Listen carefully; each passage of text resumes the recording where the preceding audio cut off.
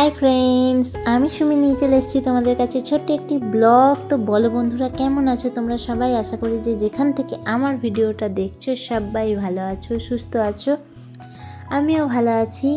আর আজকের ভিডিওটা একদম সকালবেলা থেকে শুরু করেছি বন্ধুরা। একদম সকালবেলা মানে চাটা খাওয়া হয়ে গেছে, বাসি কাজ সারা হয়ে গেছে, আর কিছু জামা কাপড় কাচা হয়েছে সেগুলো মিলে দিচ্ছি।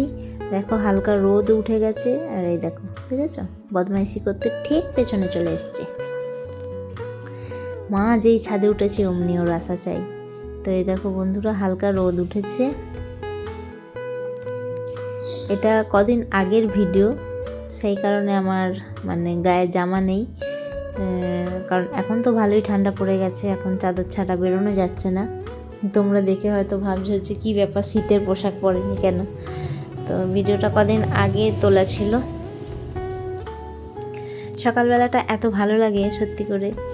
আর এই দেখো গাছে জল দেওয়া হয়েছে, সেরকম গাছ কিছু এবারে লাগাইনি, ওই ফুল কিনে কিনে এনে পুজো দিচ্ছে।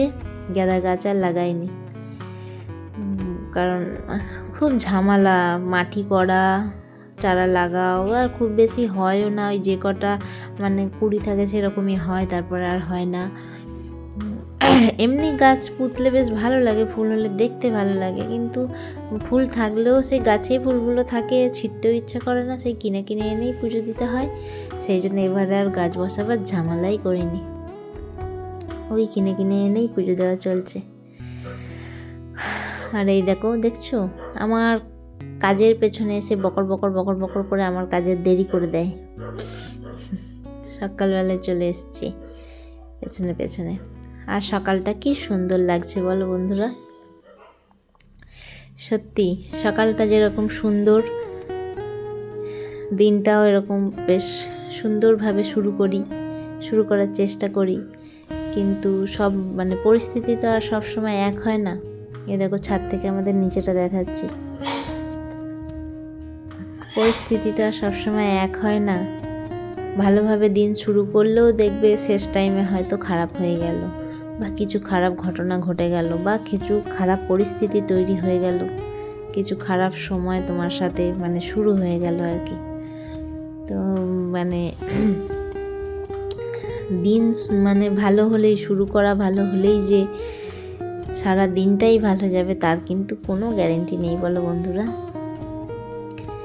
শুধু ক্যামেরার সামনে চলে আসবে, শুধু দেখাবে। এই দেখো বন্ধুরা, আমি একটা জুতো কিনেছি, এই জুতোটা কেমন হয়েছে কমেন্ট করে জানিও। এই জুতোগুলো মানে শীতকালে ঘরে পরতে খুব ভালো লাগে, আরাম লাগে, বেশ নরম নরম আছে, ফাড় দেওয়া। তাই একটা জুতো কিনেছি। মেয়ে তো দেখে চেঁচাতে লেগেছে, আমারও চাই। ছোটদেরটা নেই দোকানে, বড়দেরগুলোই এসেছে। তো চলো, জামা কাপড় তো সকালে দেখলে অত কাঁচা হয়েছে, এবার এগুলো তো ভাঁজ করতে হবে। এই কোনো জিনিস কাছাকাছি করা নয়। আর অ্যাকচুয়ালি বাপের বাড়ি গেছিলাম, তোমরা দেখেছোই, কার্তিক পুজোয় গেছিলাম, তো সেই তখনকার আর কি এটা ভিডিওটা তোলা। এসে কাচাকুচি করেছি, এবার এগুলো সব ভাঁজ করে আবার গুছিয়ে রেখে দেবার পালা। চলো আমি ভাঁজ করতে থাকি, আর করতে করতে তোমাদের সাথে গল্প করতে থাকি। তো বন্ধুরা, যেটা বলছিলাম, খারাপ সময় কখনো বলে আসে না, আর না আসবে পর এটাও বলে না, আসার পর এটাও বলে দেয় না যে কতদিন থাকবে, তাই না বন্ধুরা? কিছু মানুষ বলে খারাপ সময়ের জন্য টাকা বাঁচিয়ে রেখো, আবার কিছু মানুষ বলে খারাপ সময়ের জন্য সম্পর্ক বাঁচিয়ে রেখো।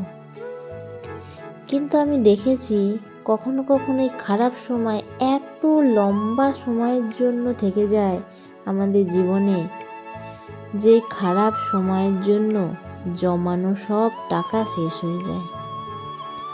আর এই খারাপ সময় সম্পর্কগুলো একটা সময় পর্যন্ত পাশে থাকে, তারপর তারাও হাত ছেড়ে দেয়।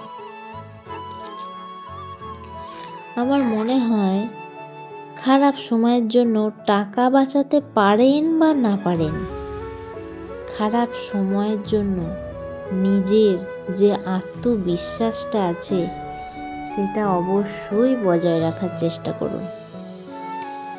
যদি আত্মবিশ্বাসটা বজায় রাখেন তবে টাকা কামাই করতে পারবেন, অবশ্যই একদিন না একদিন পারবেন। আর যদি টাকা কামাই করতে পারেন তাহলে নতুন সম্পর্কও বানাতে পারবেন, তাই না বন্ধুরা? আর যদি খারাপ সময়ে কারোর আত্মবিশ্বাসটাই হারিয়ে যায় তাহলে সে কখনোই টাকা উপার্জন করতে পারবে না, কখনোই তার খারাপ সময়টাও তাকে ছেড়ে যাবে। জানো বন্ধুরা, আমি করো জোরে আমি আমার আত্মবিশ্বাসটা বজায় রেখেছি বন্ধুরা, তোমাদের এই কমেন্টের জোরে, তোমাদের এই মিষ্টি মিষ্টি কমেন্ট, ছোট ছোট কমেন্টগুলো, কমেন্টের জোরে আমার আত্মবিশ্বাসটা এখনো বজায় আছে। তো এইভাবেই আমাদের পাশে থেকো বন্ধুরা, আমিও তোমাদের পাশে আছি। আর চলো, মেয়ে পড়ছে, মেয়ের সঙ্গে একটু পড়াশোনা করে নিই আমরাও। স্বাস্থ্য। আর আমার এই যে গোছানো কমপ্লিট, এই কটা আমার, আর এইগুলো আজকে সব মেয়ের কেচেছি সব। এত জামা কাপড় কাচা হয়েছে, হ্যাঁ আরো এখনো বাকি আছে, এখনো কিছু টলিতে আছে, সেগুলো কাচতে হবে, আর কিছু কাঁচা আছে। ঠিক আছে, চলো তুমি পড়তে থাকো, আমি আমার কাজ করতে থাকি। আর বন্ধুরা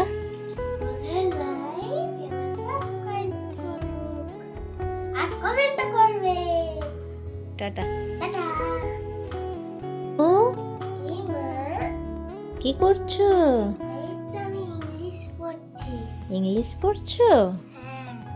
ইংলিশে কি পড়ছো? Make sentence. ও কি কি আছে মেক সেন্টেন্স?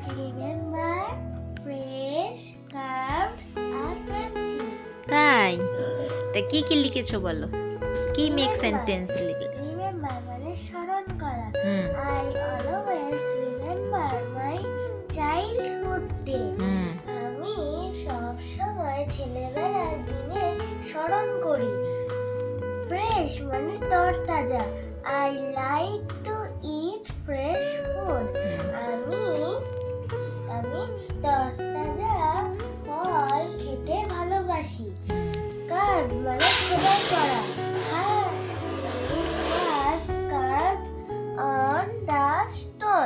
মানে তার নামটা পাথর দিয়ে খোদাই করেছিল। ফ্রেন্ডশিপ মানে বন্ধুত্ব। ট্রু ফ্রেন্ডশিপ নেভার এন্ডস মানে সত্যিকারের বন্ধুত্ব কোনোদিন মরে না। বাহ, সব সোজা সোজা লিখেছো, ইজি ইজি, সবাই পড়তে পারবে, তাই না?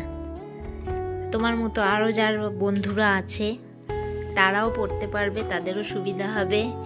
দেখে নাও বন্ধুরা, যদি কেউ থাকো আমার মেয়ের মতো, আমার সোনুর মতো, তো তোমরাও এরকম সোজা সোজা লিখতে পারো। বইতে তো আছে, গল্পতে কঠিনভাবে দেওয়া আছে, তো এগুলো আমি মানে সোজা করে লিখিয়ে দিয়েছি। তো কেউ যদি থাকো তার উপকারে লাগবে। তো চলো, কি করবে? টাটা বলে দাও। তুমি পড়তে থাকো, আর একটু বলে দাও কিছু। সবাই জানিস তো বলে যে তোমার মেয়েকে খুব ভালো লাগে, তোমার মেয়ের নাচ ভালো লাগে, জানিস সবাই বলে। তাই সবাইকে কি বলবি তাহলে? আর কি বলবি? যে আমার ভিডিওগুলো ভালো করে দেখো, বেশি বেশি দেখো, লাইক এবং সাবস্ক্রাইব করো। তো বন্ধুরা, ভিডিওটা এখানেই শেষ করলাম। টাটা।